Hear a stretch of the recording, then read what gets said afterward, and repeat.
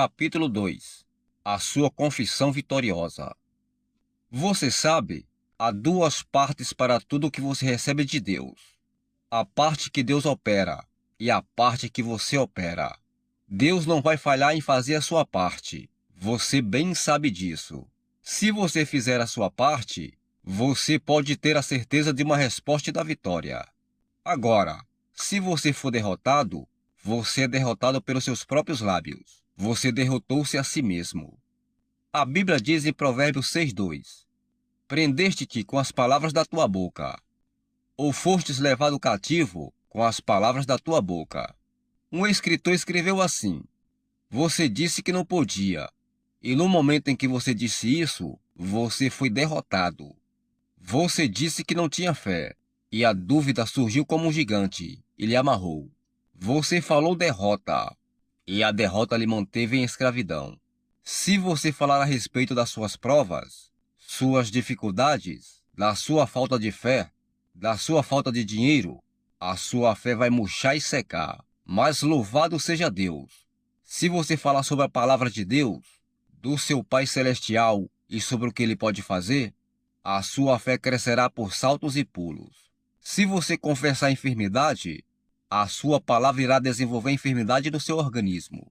Se você falar sobre suas dúvidas e temores, eles crescerão e se fortalecerão. Se você confessar falta de finanças, isso vai impedir que o dinheiro chegue a você. Mesmo que isto possa soar como paradoxo, não é? É a pura verdade. Eu tenho provado isso repetidamente. Capítulo 3. De acordo com as suas ações. Passo 2. Faça-o. Jesus ditou para mim durante a minha visão: as suas ações lhe dão vitória. De acordo com as suas ações, você receberá o impedido de receber. Isso é importante. Vamos repeti-lo. As suas ações lhe derrotam ou lhe dão vitória. De acordo com a sua ação, você recebe ou é impedido de receber. A mulher em Marcos 5 tinha um certo número de obstáculos a vencer. Ela não orou para que Deus os removesse. Ela simplesmente se levantou e andou por cima deles. Uma mulher com um fluxo de sangue era considerada na categoria de um leproso e não devia se misturar em público, de acordo com os costumes da sua religião. Mas as suas ações disseram: com religião ou sem religião, vou receber a minha cura. Naqueles dias as mulheres não tinham o privilégio de se misturar em público. Mas novamente as suas ações disseram: com costumes ou sem costumes, vou receber a minha cura. Quando ela chegou lá, uma multidão de pessoas se aglomeravam, entre elas Jesus. Em sua condição física de fraqueza, isso já era motivo suficiente para ela desistir. Mas louvado seja Deus, as suas ações disseram: com multidão ou sem multidão, eu vou chegar a Jesus. E ela cotovelou seu caminho até ele. As ações dessa mulher mostraram a sua fé. Agora, levante-se e caminhe por cima dos obstáculos que têm se levantado entre você e Jesus, entre você e sua cura. Coloque ações assim como palavras na sua fé. Não teria adiantado coisa alguma para a mulher com fluxo de sangue se ela tivesse dito: se tão somente tocar nos seus vestidos. Versículo 28. Se ela não tivesse agido de acordo com o que ela disse. Ela agiu, louvado seja Deus, e ela recebeu. Passo 3. Receba-o. Diga-o, faça-o, receba-o. Ela sentiu no seu corpo estar curada daquele mal. Versículo 29. Jesus, reconhecendo que a virtude, poder, de si saíra, disse: quem tocou nos meus vestidos? Versículo 30. Ou conforme no rodapé. Ele disse: poder saiu de mim. Eu quero que vocês notem algo. Notem que o sentir e a cura seguiram o vir e fazer. A mulher disse o primeiro. Em segundo lugar, ela veio para a cura. Então ela recebeu e sentiu no seu corpo que estava curada. A maioria das pessoas querem a sensação e a cura primeiro, antes do falar e do fazer. Mas não é assim que funciona. Você precisa ter o dizer e a ação primeiro. Então você receberá a cura e a sensação. Jesus disse: poder saiu de mim. Naquela ocasião, Jesus era o único representante da deidade operando sobre a terra. Ele era ungido pelo Espírito Santo. Quando ele estava na terra, Se você quisesse ir onde o poder estava, você teria que ir aonde ele estava. Em Lucas 5,17, a Bíblia diz que ele estava ensinando num certo dia, e os fariseus e doutores da lei de cada cidade da Galiléia e Judéia estavam reunidos para ouvi-lo, e o poder do Senhor estava presente para curá-los. Jesus delegou uma certa porção daquele poder aos 12 e os enviou, e delegou outra porção aos 70 e enviou-os. Então, antes dele ir embora, ele disse: convém que eu vá, porque se eu não for, o Consolador não virá. João 16:7.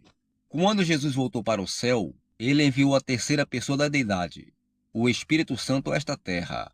O Espírito Santo é a única pessoa da deidade em operação sobre a terra hoje. Então Jesus disse: o poder está sempre presente em toda parte. Oh, se as pessoas pudessem perceber isso. Ele está em toda parte. Onde quer que ele esteja, ali há poder. O mundo inteiro está preocupado sobre o material radioativo que é liberado quando bombas nucleares são explodidas na atmosfera.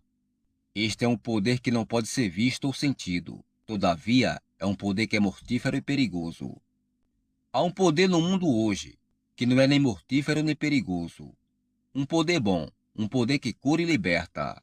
E este poder invisível e inaudível, este poder sobrenatural, está sempre presente por toda parte. É como se você ligasse um fio numa tomada.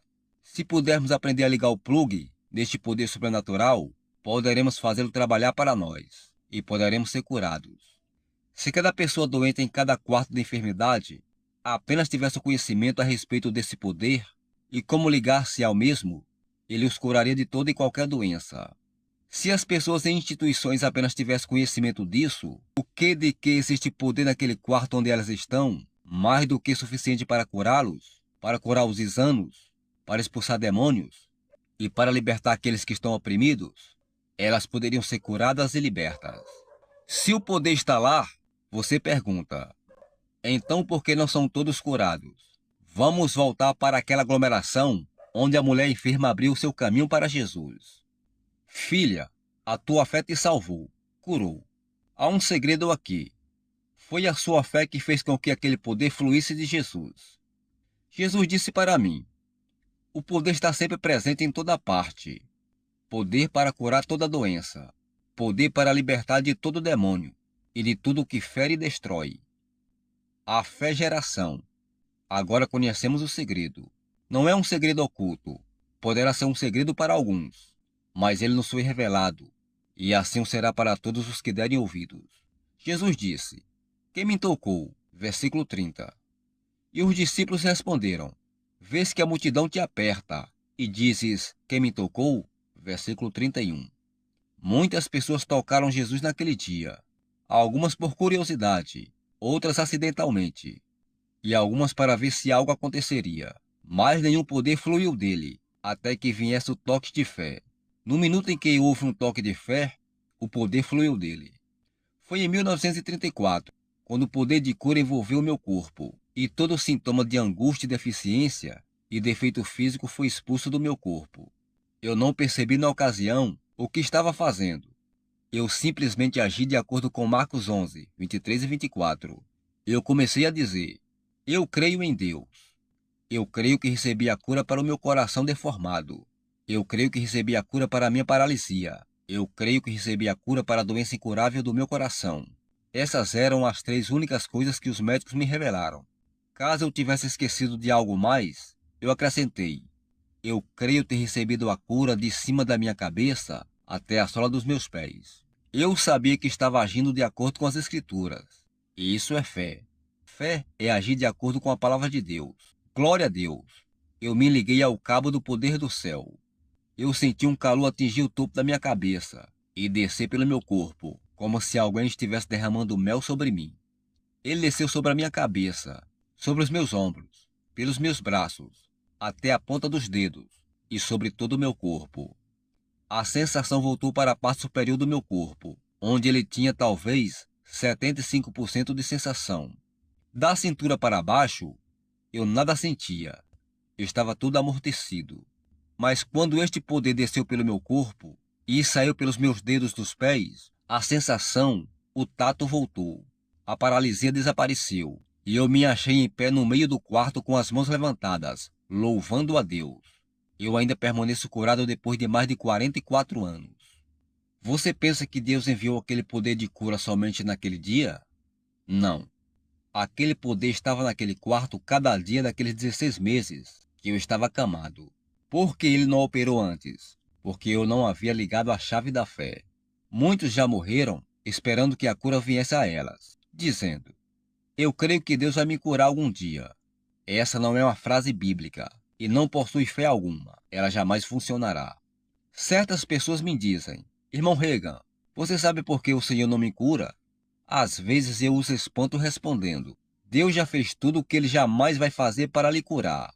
O doente abre bem os olhos e exclama: você quer dizer que Jesus não vai me curar? Eu respondo: eu não disse isso. Eu disse que ele já fez tudo o que vai fazer a respeito da sua cura. Você sabe que Deus enviou Jesus para a terra há quase 2000 anos e ele colocou a sua enfermidade e a sua doença sobre Jesus? E Jesus as carregou sobre si? Ele tomou sobre si as nossas enfermidades e levou as nossas doenças. Mateus 8,17. Deus já fez algo a respeito das suas enfermidades. Por que você não aceita o que ele já fez? Deus não vai fazer coisa alguma a respeito do assunto, porque ele já fez algo sobre o seu problema. Ele já fez algo sobre a sua salvação, sobre o Espírito Santo, sobre a cura e libertação de demônios. Agora depende de você ligar o plugue. A fé é o plugue. Louvado seja Deus. Apenas liga o plugue. Como fazer isso? Diga-o, faça-o, receba-o.